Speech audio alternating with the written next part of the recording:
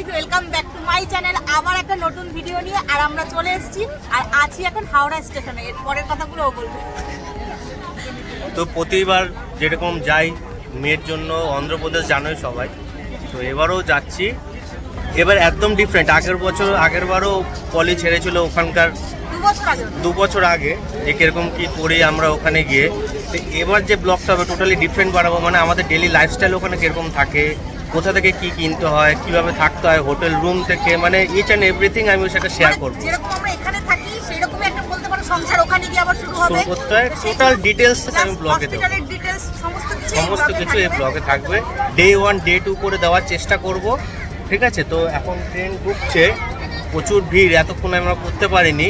তো যেতে যেতে ব্লগে বলেছিলাম সামনে আমরা নেক্সট একটা জায়গায় যাচ্ছি, তোমাদের বলবো। সেটাই হচ্ছে এটা, সেটা আমরা আজকে রওনা দিচ্ছি। তো ট্রেনে উঠেই যাই, তারপর সুযোগ পেলে ভিডিও অন করবো, নাহলে ওখান থেকেই আমরা গিয়ে এই যে লুকিয়ে রয়েছে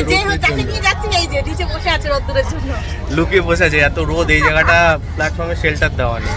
তো চলো দেখতে থাকো, আবার অন করছে। এই যে ট্রেন ঢুকে গেছে, ঢুকছে, চলো ট্রেনে উঠে যাই, তারপর আবার ক্যামেরা আবার ব্লগ অন করব। সুপ্রভাত সকলকে। অন্ধ্রপ্রদেশ জার্নির দ্বিতীয় দিনে তোমাদের স্বাগত। দেখতেই পাচ্ছ ভুবনেশ্বর ক্রস করে আমরা এখন অন্ধ্রপ্রদেশের দিকে ঢুকছি। কি সুন্দর মনোরম দৃশ্য দেখো, পাহাড়, পর্বত, জঙ্গল, অনেক কিছু দেখা যায় জানো তো এইখান থেকে যেতে যেতে।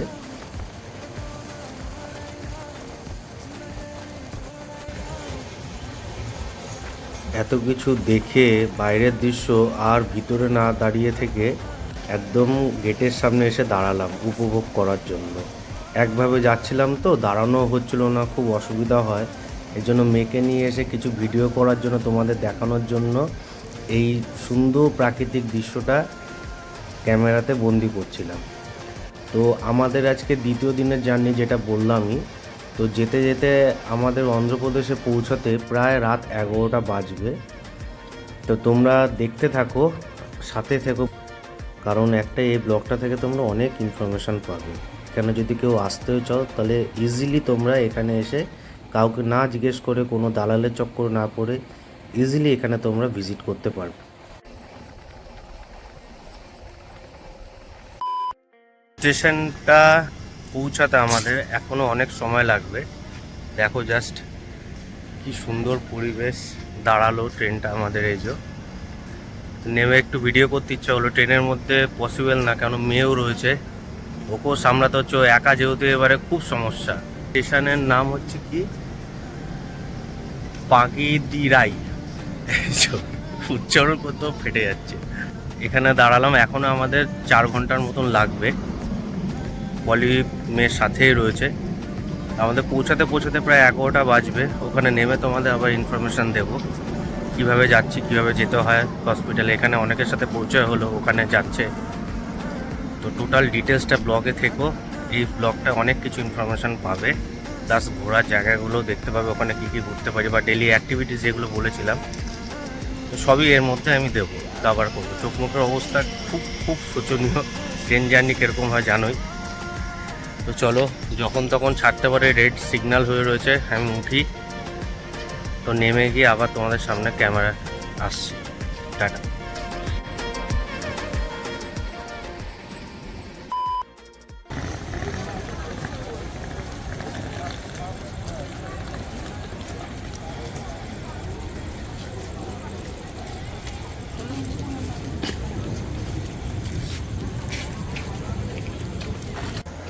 তো আমরা নেমে পড়লাম, অনেক রাত হয়ে গেছে, স্টেশনের দিকে যাচ্ছি।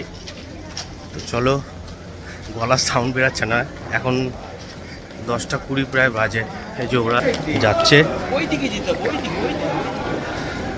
দেখো স্টেশন চত্বরটা জাস্ট দেখো কত পরিষ্কার।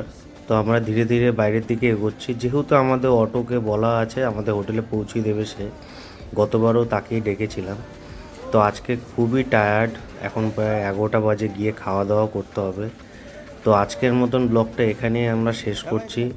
আমরা হোটেলে যাই, ওখানে গিয়ে আর ব্লগ করার মতন পরিস্থিতি থাকবে না। তো পরবর্তী ব্লগটা অবশ্যই দেখো, ওর মধ্যে অনেক কিছু ইনফরমেশান তোমরা পাবে। তো চলো, গুড নাইট, সবাই ভালো থেকো, সুস্থ থেকো, আমাদের সাথে থেকো, আর অবশ্যই কমেন্ট করো। চলো টাটা।